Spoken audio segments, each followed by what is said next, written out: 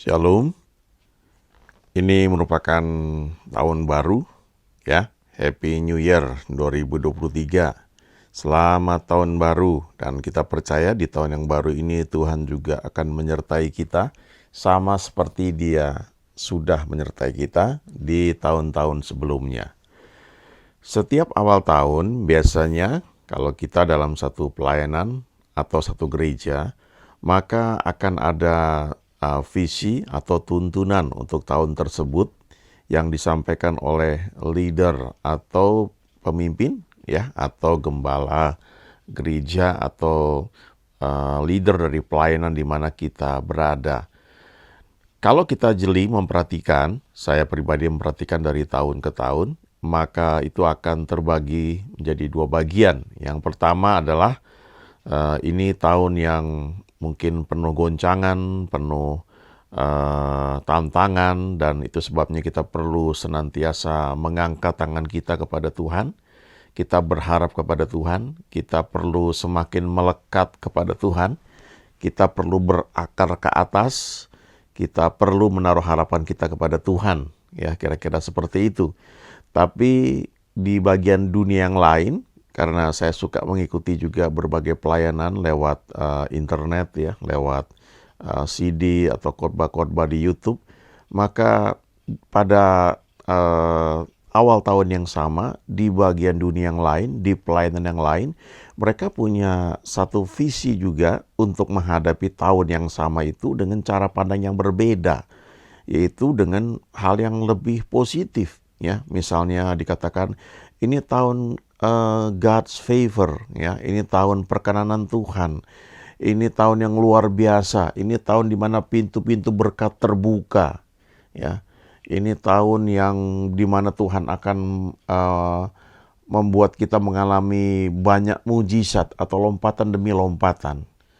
Padahal itu tahun yang sama ya, awal tahun yang sama. Jadi di bagian dunia yang lain ada visi atau tuntunan yang membuat kita memang harus bergantung kepada Tuhan. Tetapi karena dikatakan ini tahun yang sulit, tapi di bagian dunia yang lain dikatakan ini tahun yang luar biasa ya. Jadi ini cara pandang ya, cara pandang.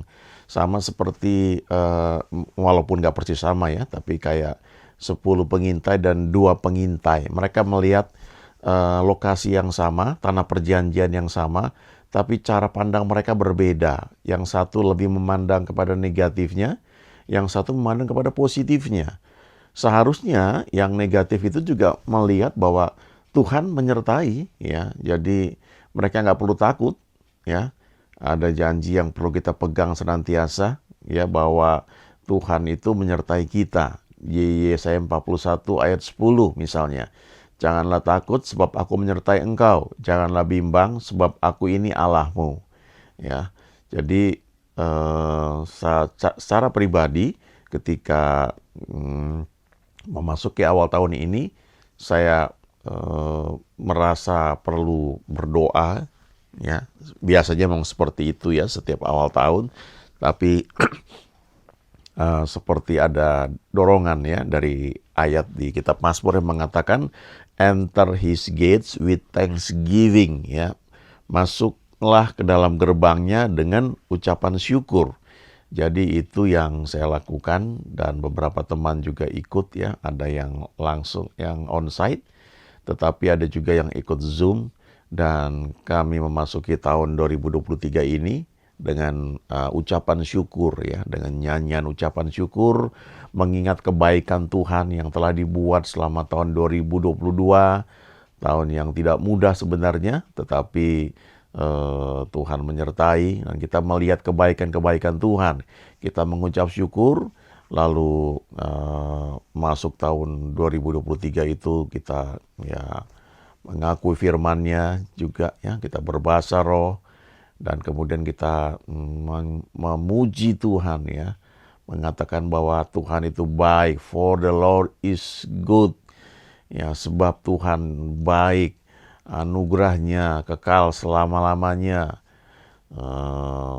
His mercy ya, kemurahannya endures forever. Kemurahannya tetap ada, berlangsung selama-lamanya. Dan Saya bersyukur ya, walaupun kami tidak berdoa lama ya, total cuma kurang lebih 3/4 jam. Sementara ada juga, saya lihat ada rekan pelayan yang lain membuat di gerejanya itu 2 jam ya, dari jam 10 sampai jam 12/4. Tapi poinnya adalah kita bersyukur ya, kita masuk di tahun yang baru itu dengan mengarahkan hati kita kepada Tuhan. Ya, apapun visi tuntunan yang kita dapatkan dari leader, pemimpin atau gembala kita ya di gereja, di pelayanan, entah itu yang lebih mengarahkan kita dari sisi yang positif ataukah dari sisi yang negatif, tapi tetap berarah mengarahkan hati kepada Tuhan. Kita bersyukur karena kita diajar untuk berharap kepada Tuhan. Ya, itu yang paling penting. Nah, saya melihat beberapa foto yang saya buat ya waktu ke Israel. Salah satunya adalah foto ini ya. Ini tembok di tembok ratapan di Israel. Kalau teman-teman pergi ke Israel, maka ini salah satu tempat yang selalu dikunjungi. Pernah dalam satu rombongan kami terpisah sehingga beberapa orang ini tidak sempat ke sini ya. Tapi lokal guide kami dia baik sehingga dia mengatur lagi kesempatan sehingga kami bisa ke sini lagi, khususnya bagi mereka yang belum ya ke tembok ratapan. Jadi saya pada momen itu ya 2 kali ya ke situ. Dan ini tempat yang memang luar biasa ya. Ini sebenarnya cuma sisa tembok ya, tembok dari kota Yerusalem. Dan sebagian juga mengatakan tuh tembok nempel dengan bait Allah ya. Ini tembok barat Western Wall ya. Di tembok inilah orang-orang Yahudi, orang-orang Israel itu mereka menangis ya, mereka berdoa, mereka mengutip sebagian dari apa yang ditulis di Alkitab di Perjanjian Lama ya tentang janji Tuhan. Dan mereka percaya bahwa ini tempat menjadi tempat yang sakral. Jadi kalau kita masuk ke sana, kita tentu ada pemeriksaan, ada X-ray dan sebagainya. Suasananya itu beda ya. Saya berapa kali ke sana itu memang merasakan keteduhan ya. Di situ kita akan melihat orang-orang Yahudi itu mereka berdoa, mereka menumpahkan tangan mereka atas tembok itu dan mereka serius sekali berdoa ya. Mereka menangis, bahkan mereka menuliskan pokok-pokok doa dalam kertas-kertas kecil dimasukkan, diselipkan dalam celah-celah di batu-batu yang ada di tembok tersebut ya. Ini dijaga ya lumayan ketat ya karena di balik tembok ini itu ada kompleks dari Dome of the Rock ya. Kalau masuk ke sana itu dijaga dan kita ya nggak boleh aneh-aneh lah istilahnya ya. Tapi apa yang saya mau bilang di sini ya, ini tempat yang sakral karena orang-orang dari seluruh dunia akhirnya juga datang dan percaya bahwa ini tempat untuk berdoa. Nah, kita perlu ingat bahwa kita hidup di Perjanjian Baru, kita artinya Tuhan itu hadir di mana saja. Alkitab berkata di Perjanjian Baru Tuhan menyertai kita dan tubuh kita adalah bait Roh Kudus, Roh Allah, Roh Kudus itu diam di dalam kita. Sementara orang-orang Yahudi sebagian tidak percaya itu ya. Mereka masih tetap datang ke tempat tertentu seperti ini dan mereka imannya itu terarah pada bait Allah secara fisik. Jadi ketika ini ribuan tahun yang lalu, sisa tembok ini masih dianggap sebagai tempat di mana mereka percaya ada jawaban Tuhan ya dalam doa. Nah, di bagian lain kalau kita pergi ke Israel ya, ada tempat di mana ada ayat-ayat Alkitab yang dituliskan ya. Dan salah satu ayat yang saya suka adalah ini ya. Ada ayat lain juga. Tapi ini ayat yang sekian tahun yang lalu ketika saya baca, saya merenungkan dan sangat menjadi berkat buat saya. Ya. Itu dari Yohanes 7 ya, Yohanes 7 ayat 37. Kalau kita baca konteksnya ini, waktu itu Yesus sedang ada ya dan dikatakan pada puncak perayaan ya. Waktu itu ada hari raya di mana Yesus hadir, dan pada puncak perayaan itu Yesus berkata begini ya dalam bahasa Inggrisnya, "Let anyone who thirsts come to me and drink." Ya. Barang siapa haus, baiklah ia datang kepadaku dan minum. Whoever believes in me, siapa saja yang percaya kepadaku, as scripture says, seperti yang dikatakan oleh kitab suci, rivers of living water flow from within him. Maka dari dalam hatinya akan mengalir aliran-aliran air kehidupan atau air hidup. Ya. Lalu lebih lanjut dikatakan di ayat 38, yang dimaksudkannya adalah Roh Kudus ya, yang akan diterima oleh mereka yang percaya kepadanya. Karena Roh Kudus itu belum datang karena Yesus belum dimuliakan. Nanti baca ya di Yohanes 7 ayat 37 dan 38. Juga baca ayat-ayat sebelumnya. Waktu saya merenungkan ayat ini ya, sampai sekarang pun ayat ini menjadi berkatnya. Tapi pertama kali waktu saya renungkan ya, ini bicara tentang pengaruh Roh Kudus dalam kehidupan kita, orang-orang percaya. Seberapa jauh kita punya kehausan, seberapa jauh kita punya kepercayaan kepada Tuhan dalam setiap bagian kehidupan kita, khususnya seperti yang firman Tuhan katakan. Ya. Jadi ini kan referensinya kalau kita baca di Alkitab adalah Yeskiel 47. Itu cerita bagaimana Yeskiel dia melihat ada sungai yang mengalir dari bait Allah. Lalu sungai itu awalnya cuma semata kaki, lalu sampai selutut, kemudian sampai sepinggang, dan akhirnya menjadi sungai yang besar yang tidak terseberangi. Jadi kita bisa melihat bahwa ini bicara tentang pengaruh Roh Kudus dalam hidup kita. Sejauh mana kita mengizinkan dia itu tidak hanya untuk menolong kita ya, ketika kita ada masalah kita datang kepada dia, tetapi bagaimana kita mengizinkan Roh Kudus itu membawa seluruh bagian hidup kita di dalam rencana Tuhan.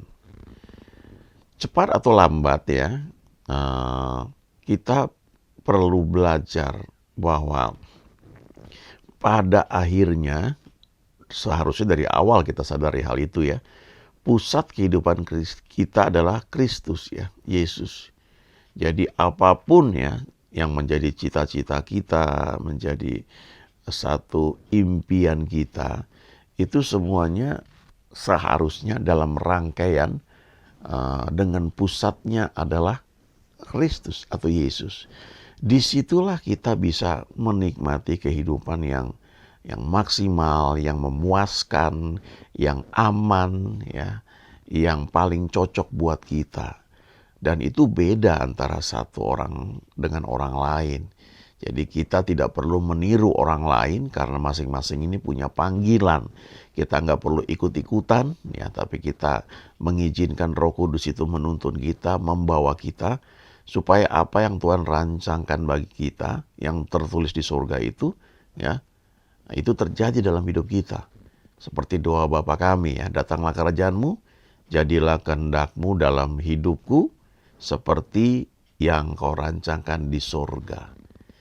Nah, jadi kalaupun kita misalnya pergi ke tembok ratapan ya sebagai bagian dari Holy Land Tour, ya kita bisa foto-foto di sana, bahkan nggak salah juga kalau mau berdoa di sana ya.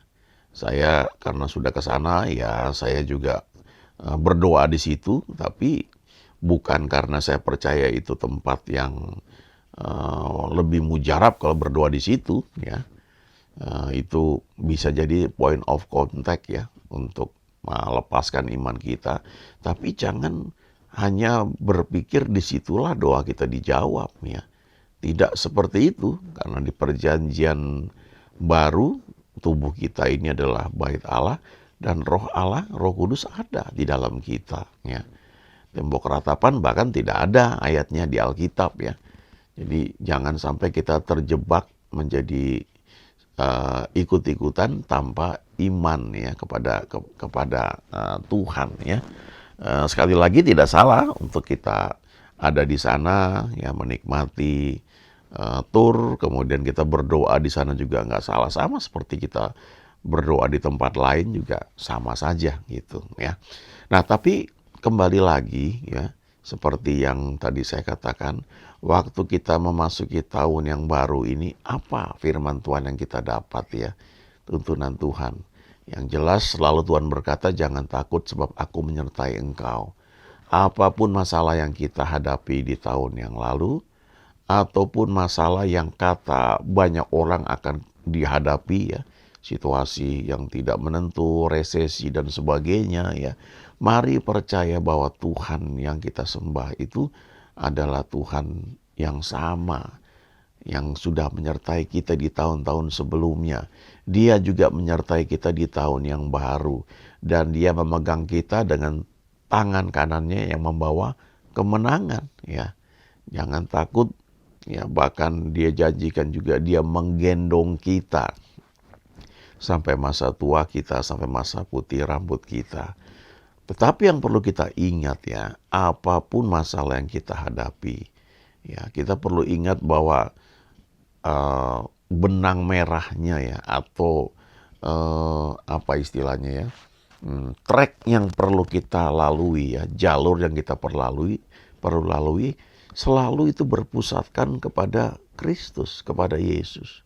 Ya, kita nggak harus jadi pendeta, jadi full timer, jadi worship leader kalau Tuhan nggak pakai kita di situ ya, panggilan kita di tempat lain. Tapi kita bisa menjadi orang-orang yang mungkin bekerja seperti Daniel ya di Alkitab. Tapi walaupun Daniel itu orang yang bekerja, Alkitab mengatakan bahwa dia adalah seorang penyembah yang tekun. Ya, mungkin dia bukan worship leader di gereja, tapi dia menyembah Tuhan di kamar sendirian dengan tekun. Dan itu dilakukan sekian puluh tahun dari sejak masa mudanya. Ya, tidak berubah. Ya. Kadang-kadang kita mungkin ya senang jadi worship leader karena di hadapan banyak orang. Tapi Daniel itu sendirian di kamar. Dia menyembah dengan tekun dan dia adalah orang yang bekerja. Ya. Jadi itu panggilan dia. Atau Daud. Daud itu bukan full timer, bukan pendeta. Ya, dia raja. Dia berperang, dia mulai dari bawah, dia dipercayakan mengembalakan 2-3 ekor domba, dia lakukan dengan setia, lalu dia menjadi prajurit, dia mengalahkan Goliat dan dia menjadi panglima perang, akhirnya menjadi raja, tapi di sisi lain dia adalah seorang penyembah. Dia banyak menulis mazmur, dia punya hubungan yang intim dengan Tuhan, dan dia salah seorang yang mendapatkan gelar orang yang berkenan kepada Tuhan. Ya. Mari izinkan Tuhan menuntun hidup kita dan kita akan melihat bahwa Tuhan selalu baik. God is good all the time ya. Tuhan itu selalu baik, kita bisa menyadari hal itu kalau kita mengarahkan hidup kita itu kepada Kristus ya. Pusat kehidupan kita itu Kristus ya. Sekali lagi bukan berarti harus full time ya atau jadi pendeta. No ya. Jadilah seperti yang Tuhan bawa dalam hidup kita. Jadi pengusaha, jadi profesional, jadi seniman. Tetapi hidup kita ini dituntun oleh Roh Kudus ya. Kita berpusatkan kepada Kristus. Jadi komponis ya, pencipta lagu-lagu yang memang memberkati banyak orang lain. Kalau kita mengizinkan Roh Kudus menuntun hidup kita, maka kita akan diarahkan dalam rencananya yang sempurna senantiasa. Sehingga tahun demi tahun kita lalui, apapun label yang orang berikan kepada tahun yang kita lalui, kita tetap bisa percaya bahwa God is good all the time. Tuhan selalu baik. Dan untuk bisa mencapai mengalami hal ini, Roh Kuduslah yang diberikan kepada kita sebagai penuntun, sebagai pengajar ya, yang membawa kita ke dalam seluruh kebenaran sehingga kita bisa menikmati semua janji yang Tuhan berikan. Dan kita bisa berkata, amin, God is good all the time. All the time God is good. Haleluya. Amin.